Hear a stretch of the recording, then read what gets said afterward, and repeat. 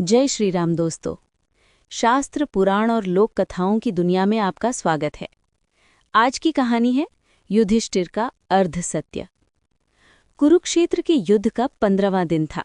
कौरव सेना के सेनापति गुरु द्रोणाचार्य उस दिन साक्षात काल का रूप धारण कर चुके थे।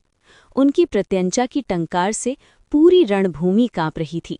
वे दिव्य अस्त्रों की वर्षा कर रहे थे, जिसके सामने पांडव सेना के बड़े बड़े महारथी भी टिक नहीं पा रहे थे।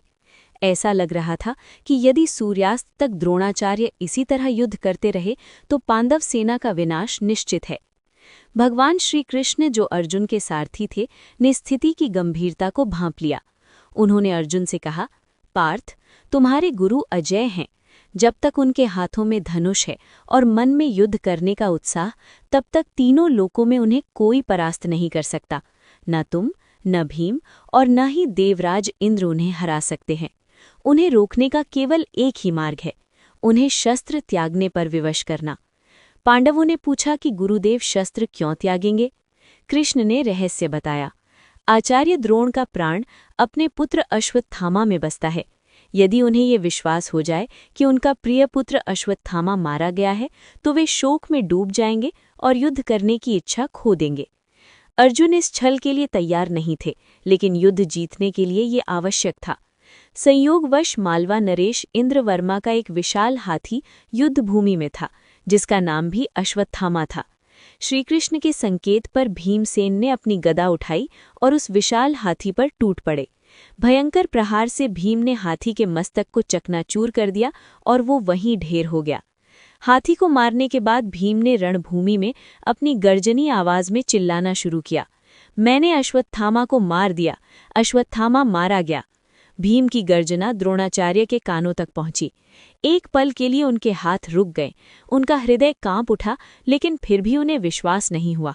उन्होंने सोचा, मेरा पुत्र अश्वत्थामा तो चिरंजीवी है, उसे कोई सामान्य योद्धा नहीं मार सकता। और भीम तो झूठ बोलने और बढ़ा चढ़ाकर बातें करने के लिए जाना जाता है।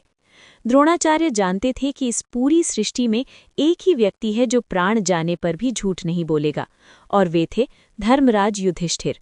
सच्चाई जानने के लिए द्रोणाचार्य ने अपना रथ युधिष्ठिर के रथ के समीप ले जाकर रोका। उनकी आंखों में एक पिता की व्याकुलता थी। उन्होंने कांपती आवाज में पूछा, हे धर्मराज युधिष्ठिर, तुम सत्य के प्रतीक हो, मुझे बताओ, क्या सचमुच मेरा पुत्र अश्वत्थामा मारा गया है? ये क्षण युधिष्ठिर के जीवन का सबसे कठिन क्षण था। एक तरफ गुरु के प्रति सत्य बोलने का धर्म था और दूसरी तरफ अधर्म यानी कौरवों के नाश के लिए युद्ध जीतने का कर्तव्य। श्रीकृष्ण ने युधिष्ठिर को समझाया, युधिष्ठिर, यदि आज द्रोण जीवित रह गए तो कल धर्म का नाश हो जाएगा। कभी कभी वृहद कल्याण के लिए बोला गया झूठ भी सत्य से बड़ा होता है। भारी मन से युधिष्ठिर तैयार हुए। द्रोणाचार्य के प्रश्न के उत्तर में युधिष्ठिर ने उच्च स्वर में कहा, अश्वत्थामा हतः, यानी अश्वत्थामा मारा गया। और फिर तुरंत बाद उन्होंने अत्यंत धीमे स्वर में अपने मन में कहा, इति नरो वा कुंजरो वा। उसी क्षण भगवान कृष्ण ने अपने पांचजन्य शंख को इतनी जोर से बजाया कि युधिष्ठिर के वाक्य का अंतिम भाग यानी इति नरो वा कुंजरो वा शंखनाद के शोर में दब गया। द्रोणाचार्य ने केवल इतना ही सुना कि अश्वत्थामा मारा गया, और चूंकि ये युधिष्ठिर के मुख से निकला था, उन्होंने इसे पूर्ण सत्य मान लिया। पुत्र की मृत्यु का समाचार सुनते ही द्रोणाचार्य का हृदय विदीर्ण हो गया।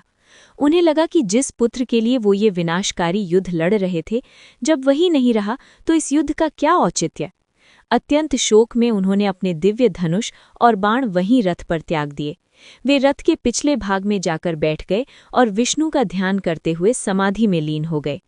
पांडव सेनापति धृष्टद्युम्न ने इस अवसर को देखा और निहत्थे और ध्यानमग्न गुरु द्रोण के पास जाकर अपनी तलवार से उनका मस्तक काट दिया। महाभारत में उल्लेख है कि इस घटना से पहले युधिष्ठिर के रथ के पहिए पृथ्वी की सतह से 4 अंगुल ऊपर हवा में चलते थे। ये उनके सत्य और धर्म के प्रभाव के कारण था। लेकिन उस दिन जैसे ही उन्होंने अर्ध सत्य यानी छलपूर्ण सत्य का सहारा लिया, उनके रथ के पहिए धड़ाम से जमीन पर आ गिरे। अब वे भी सामान्य मनुष्यों की भांति भूमि पर चलने लगे। ये संकेत था कि युद्ध की विभीषिका में स्वयं धर्मराज को भी अपनी नैतिकता के साथ समझौता करना पड़ा था। सत्य केवल तथ्यों का नाम नहीं है, बल्कि नियत का नाम है। कभी कभी धर्म की स्थापना के लिए कड़वे निर्णय लेने पड़ते हैं, लेकिन हर छल का एक मूल्य चुकाना पड़ता है, जैसे युधिष्ठिर का रथ नीचे आना।